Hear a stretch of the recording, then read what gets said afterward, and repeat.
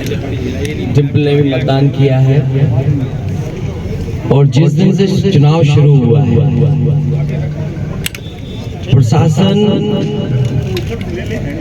न जाने किसके आदेश पे काम कर रहा है।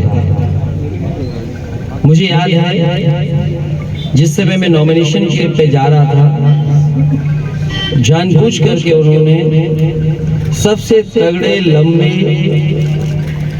पुलिस अफसर को सामने लगाया और जैसे फिल्मों में नहीं कोई गाड़ी रोकी जाती है उस तरीके से गाड़ी रोकने का प्रयास किया गया था नॉमिनेशन के दिन। क्या ब्रीफिंग की गई है पुलिस को, उसका अंदाजा अंदर ही पता लग गया। जो पुलिस को ब्रीफिंग है वो ये है कि समाजवादी पार्टी को वोट ना पड़ने दिया जाए। अभी सुबह से लगातार शिकायतें आ रही हैं, केवल मैनपुरी लोकसभा की शिकायतें नहीं हैं, बल्कि रामपुर विधानसभा में जिस दिन से हम लोग वोट मांग करके आए, जिस दिन से शुरुआत हुई है उस दिन से प्रशासन लगा हुआ है कि वोट ना पड़ पाए। वोट ना पड़ने के सब तरीके अपनाए जा रहे हैं। मैं जब वहां रामपुर गया, हर चौराहे पर, हर सड़क पर पुलिस बड़ी संख्या में खड़ी थी।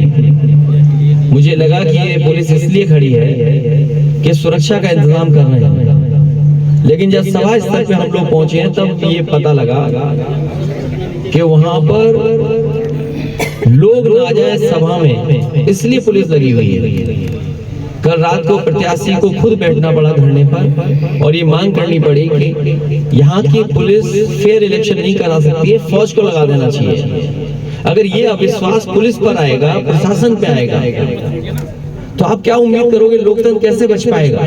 क्योंकि जो बाहर की फोर्स आती है उसको गाइड करने वाले तो प्रशासन के लोग होते हैं। आप कहीं भी देखेंगे जो बाहर की फोर्स आई है उसके साथ लोकल फोर्स रहती है और लोकल फोर्स का इंतजाम है रास्ता दिखाना, कहाँ जाना है। बाहर की पुलिस को कैसे पता है ये समाजवादी पार्टी के समर्थन का मोहल्ला है, समर्थित लोगों का गांव है?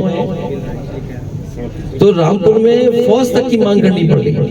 रामपुर में पहले तो वोट नहीं डालने दिया जा रहा है, कहीं भी किसी को निकलने नहीं दिया रहा है। जो वीडियो आ रहे हैं उसमें पुलिस चेक कर रही है। मुझे ये बताएं गाइडलाइन क्या है इलेक्शन कमीशन की? इलेक्शन कमीशन की गाइडलाइन ये नहीं है कि आप पुलिस को ये आजादी दे दें कि आपका चेक करेंगे। जो उनके पास आईडी है, जो निर्धारित आईडी होते हैं उनके तहत जा रहे हैं, लेकिन उन्हें वोट के लिए वापस किया जा रहा है। कईयों पे लाठीचार्ज हुआ है, चोट आई है। मेरे पास पिक्चर्स हैं उनकी कि किस तरीके से वो घायल हैं उस समय। वहां से लगातार रामपुर से तस्वीरें आ रही हैं जिसमें कि ये लग रहा है कि पुलिस खुद लगी हुई है मार पिटाई के लिए। देखिए अगर सड़क पे कोई इस तरह पड़ा होगा तो क्या उम्मीद करोगे आप फेयर होगा इलेक्शन? क्या फेयर होगा इलेक्शन? तो ये तस्वीरें आ रही हैं जहां पर वोट नहीं डालने दिया जा रहा है। ये तो रामपुर की बात है। मैनपुरी की मैंने बताया कि पहले दिन से प्रशासन इस कोशिश में रहा कि वोट कैसे रोका जाए और यहाँ पर समाजवादी कार्यकर्ताओं के साथ अन्याय कैसे हो, दबाव बनाया जाए। नाम पूछे जा रहे हैं और भारतीय जनता पार्टी को खुली आजादी है, शराब बांट सकते हैं, कुछ भी कर सकते हैं। उनके गांव में कोई फोर्स नहीं जा रही। आखिरकार मैं ये जानना चाहता हूँ जो बाहर की फोर्स आ रही है उसे ब्रीफिंग क्या हो रही है? क्या ब्रीफिंग ये हो रही है कि समाजवादी पार्टी के ये चिन्हित गांव है, इनमें जाइए, आप इनको डराइए, धमकाइए, भाषा का गलत इस्तेमाल करिए। ऐसी भाषाएं इस्तेमाल की जा रही जो मैं आपसे शेयर भी नहीं कर सकता, वो भाषा बोली जा रही है। और सुबह से शिकायत कर रहे हैं, कहीं जो मैनपुरी में है, कुछ बूथ, कुछ करेल में है, जो मतदाता समाजवादी पार्टी के गए उनके साथ मारपीट हुई है। कुछ लोगों को गांव से नहीं निकलने दिया जा रहा है। हमारे ऑफिस के लोग अगर जिलाधिकारी को फोन मिला तो जिलाधिकारी अपना सीओजी अपने चपरासी को देके चले गए। ये कहां से व्यवस्था आ गई कि आप अपना मोबाइल सीओजी एक अपने किसी को देके चले जाएंगे और आप बात ही नहीं करना चाहते? तो आखिरकार ये प्रशासन वोट किसके लिए डलवाना चाहता है? लेकिन मैं जानता हूं ये मैनपुरी नेताजी का घर क्षेत्र और यहाँ से नेताजी राजनीति करते करते राजनीति की ऊंचाइयों पर पहुंचे हैं। ये जितना कुछ सड़क, बिजली, पानी, पुल या स्वास्थ्य की सेवाएं या तमाम इंतजाम जो दिखाई दे रहे हैं वो सब नेताजी के कराए हुए हैं। भारतीय जनता पार्टी का यह कुछ नहीं है, इसीलिए उन्होंने उधार का प्रत्याशी लिया।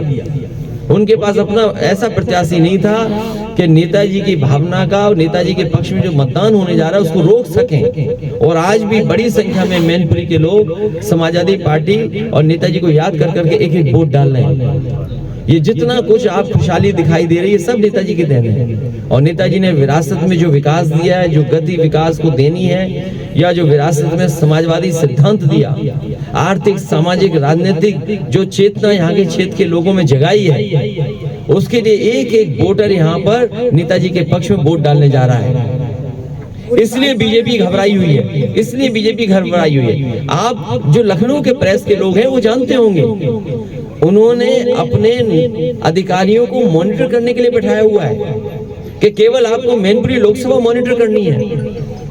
बड़े बड़े अधिकारी बैठे हुए हैं, लगातार डीएम, एसओ, डीएम को फोन कर रहे हैं। और जो भाषा है ना कि डंडा डाल के बैठे हुए हैं, ये भाषा नहीं इस्तेमाल करनी चाहिए। लेकिन एक अधिकारी ने कहा कि साहब इतना डंडा है ऊपर से कि हम आपकी कैसे सुने।